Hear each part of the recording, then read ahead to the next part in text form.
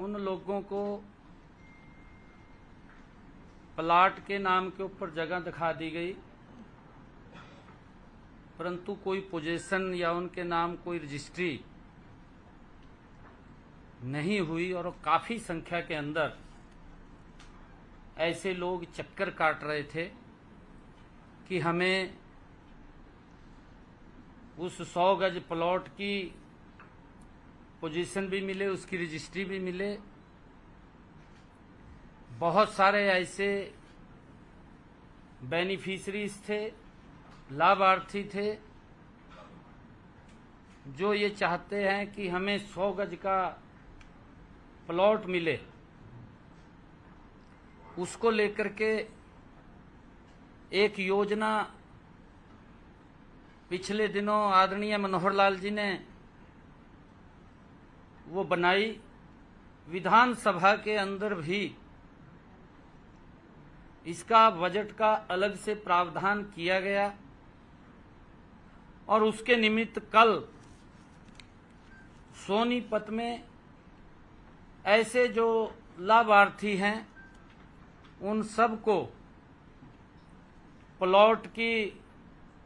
Position भी दी जाएगी। हरियाणा प्रदेश के अंदर अलग अलग स्थानों के ऊपर ये कार्यक्रम का आयोजन होगा। उस कार्यक्रम में हमारे हरियाणा सरकार के सभी मंत्रीगण, हमारे सभी विधायकगण वहां पर मौजूद रहेंगे और मैं स्वयं सोनीपत से इस योजना के माध्यम से ऐसे हमारे जो लाभार्थी हैं उनको प्लॉटों की पोजीशन भी दी जाएगी और उनको रजिस्ट्री भी वहीं पर मौके पर ही करा करके उनको सुपुर्द किया जाएगा। और इसके बाद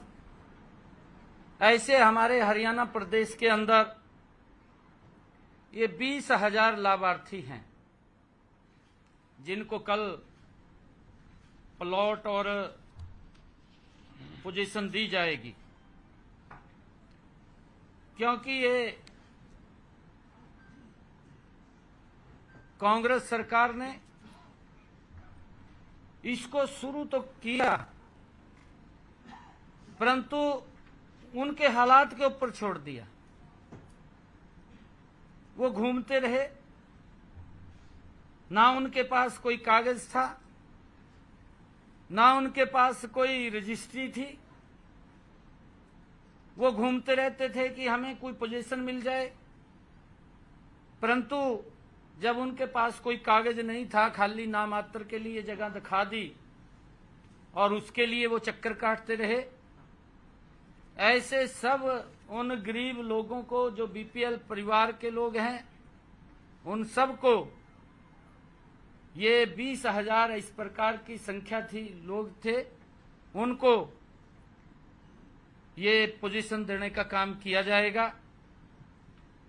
और कांग्रेस जो ये महात्मा गांधी बस्ती योजना, ग्रामीण बस्ती योजना का ये ढंढोरा पीटते रहे और ये उनके हालात के ऊपर कांग्रेस ने गांधी जी के नाम के ऊपर इस योजना को शुरू किया, परंतु उसको अमली जामा नहीं बनाया, खाली नाम दे दिया, उनके हालात के ऊपर छोड़ दिया। हमने ये निर्णय किया है इस समस्या के समाधान के लिए मुख्यमंत्री ग्रामीण आवास योजना के अंतर्गत सभी लाभार्थी, जितने ये लाभार्थी थे, उन सबको प्लॉट का कब्जा भी दिया जाएगा, उनको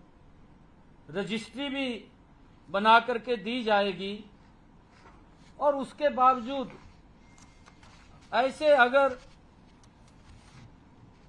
जो और लाभार्थी हैं जो शेष बचेंगे, उनकी संख्या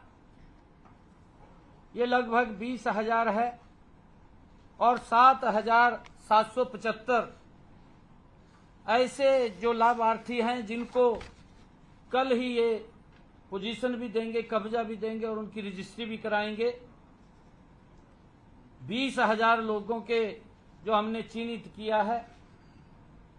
जहां उनको प्लॉट नहीं मिल रहा है या जमीन उपलब्ध नहीं है, शीघ्र ही जल्दी ही अगले चरण के अंदर हम उसकी सारी की सारी तैयारी कर रहे हैं। लगभग वो फाइनल टच के अंदर है। उनके खाते में भी 1-1 लाख रुपया वो प्लॉट खरीदने के लिए, वो प्लॉट खरीद सकें, वो पहुंचाने का काम भी जल्दी ही हम करेंगे। ऐसे ये लगभग जो संख्या है कि हमारी सरकार की सोच है और ये सोच डॉक्टर भीमराव अंबेडकर जी, ये सोच महात्मा ज्योतिबा फूले जी की, उनके सपनों को साकार करते हुए देश के यशस्वी प्रधानमंत्री आदरणीय नरेंद्र मोदी जी और हमारी डबल इंजन की सरकार उनके जीवन को सरल और सुगम करने के लिए लगातार उसमें सुधारीकरण करते हुए उन तक लाभ पहुंचाने का काम ये हमारी सरकार कर रही है। और ऐसे अगर और भी कुछ लोग बचेंगे, उसके लिए भी हमने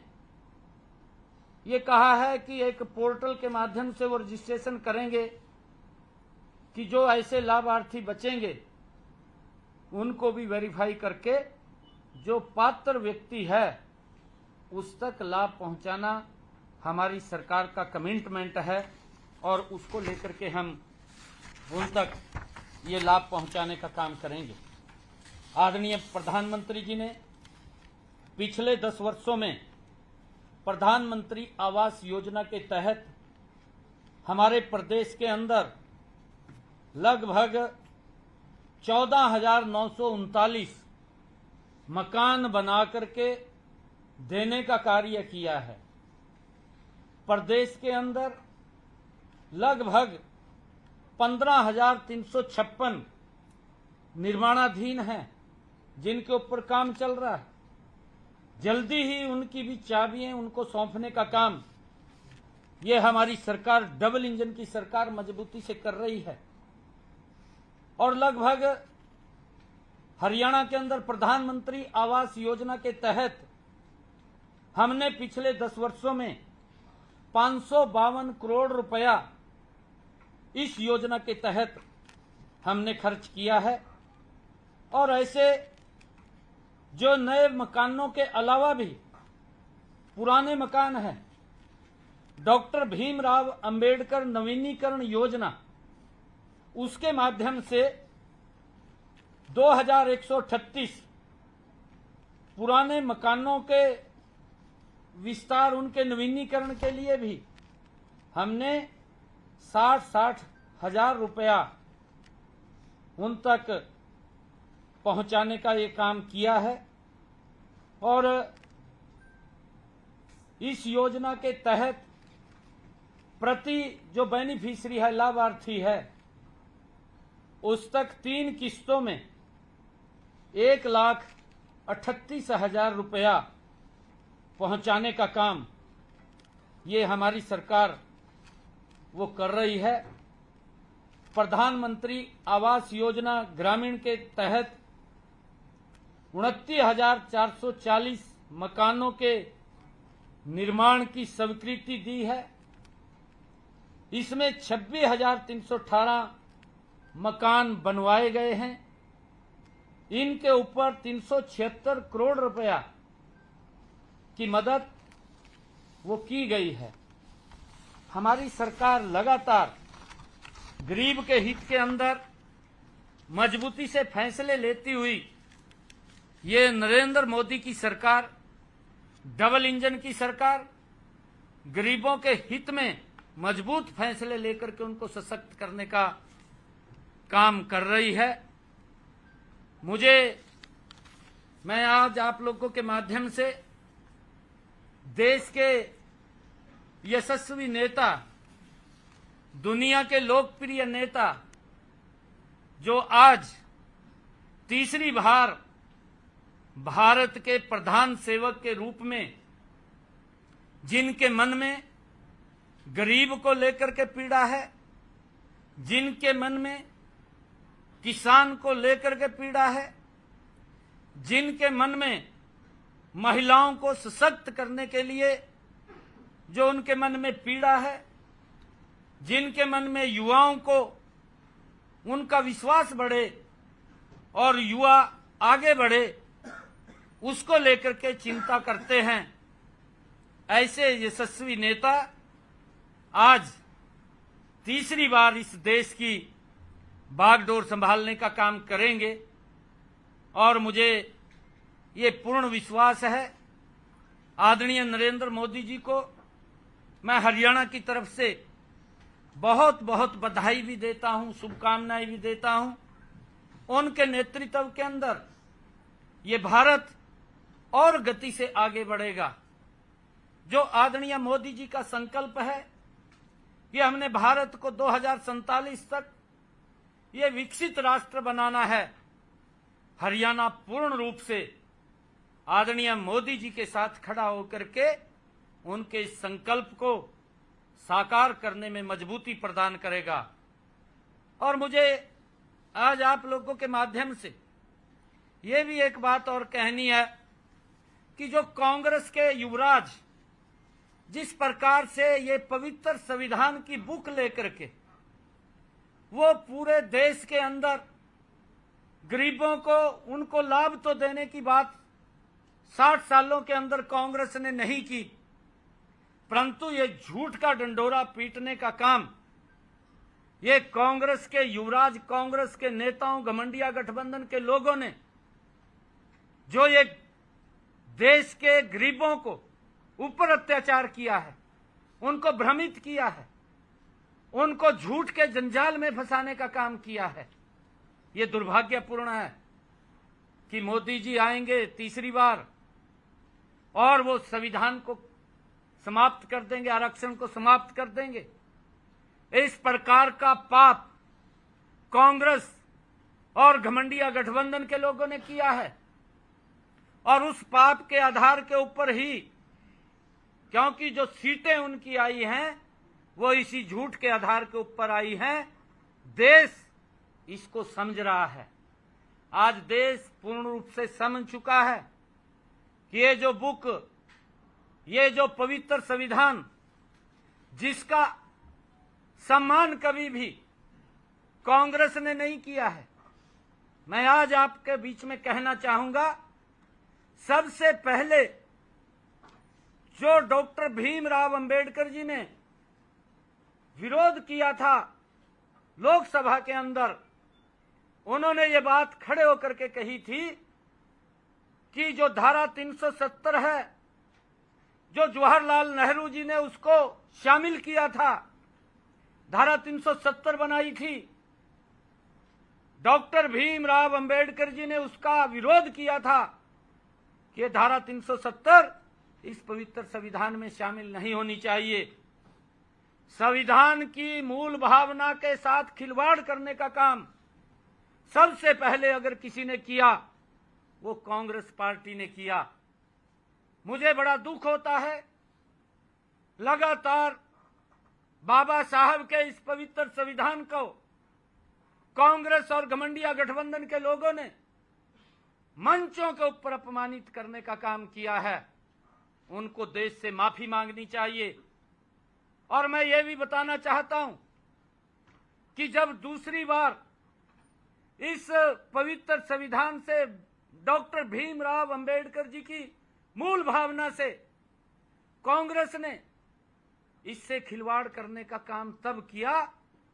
जब 1975 में इमरजेंसी लगी। इंदिरा गांधी ने उस समय के अंदर संविधान जो हमारी धारा 39 है, धारा 39 के अंदर ये प्रावधान ये कांग्रेस पार्टी ने किया और ये किया कि अगर प्रधानमंत्री छल से, कपट से बेईमानी से या किसी और अन्य संसाधनों से, चाहे वो पैसे के बल के ऊपर हो, चाहे वो भ्रष्टाचार के बल के ऊपर हो, चाहे देश के लोगों का शोषण करके वो जीत जाए, तो उसको मान्यता देनी पड़ेगी। ये धारा 39 के अंदर, इस संविधान के अंदर, ये कांग्रेस ने ही पाप किया था। इस संविधान की पवित्र मूल भावना के साथ खिलवाड़ करने का काम ये कांग्रेस पार्टी ने ही किया था। आज देश समझ रहा है। और साहबानों, रात के 2 बजे कोर्ट के दरवाजे खोलना एक विशेष व्यक्ति के लिए, उसको लाभ देने के लिए, उसको बचाने के लिए, जिसने एक जघन्य अपराध किया हो, उसके लिए रात के 2 बजे कोर्ट खुल जाता है, तब इस डॉक्टर भीमराव अंबेडकर जी की भावनाओं को आहत करने का काम, इस पवित्र संविधान को उन्होंने अपमानित करने का काम ये कांग्रेस और घमंडिया गठबंधन के लोगों ने किया है। मोदी जी ने तो पिछले 10 वर्षों में इस देश को इस पवित्र संविधान के डॉक्टर भीमराव अंबेडकर जी की भावनाओं के अनुरूप चलाने का काम किया है। इन्होंने कभी डॉक्टर भीमराव अंबेडकर जी को सम्मान नहीं दिया। मोदी जी ने तो इन 10 वर्षों में डॉक्टर भीमराव अंबेडकर जी के जो पंच स्थान थे, उनको पंच तीर्थ के रूप में विकसित करके डॉक्टर भीमराव अंबेडकर जी को सम्मान देने का भी काम किया है। ये कांग्रेस के लोग ये झूठ के आधार के ऊपर ये जीत करके आज कुछ सीटें आए हैं, परंतु देश इनको कभी माफ नहीं करने वाला है। और कल जैसा मैंने बताया है कि कल उस वर्ग के लिए, जिस वर्ग के अधिकारों की सुरक्षा करने का काम डॉक्टर भीमराव अंबेडकर जी ने किया है, महात्मा ज्योतिबा फुले ने किया है, कागज भी नहीं दिया, उनको बोल दिया कि ये 100 गज का प्लाट वो घूम रहे थे, उनको सम्मान देने का काम भी कल हम करेंगे, हमारी सरकार करेगी। मैंने इतनी बात आपके बीच में कहनी थी। बहुत बहुत धन्यवाद। ये सीएम साहब, प्रदेश में कितने आवासीय हैं, कोई सरकार ने सर्वे करवाया है? बिल्कुल, इसका सर्वे कराया मैंने।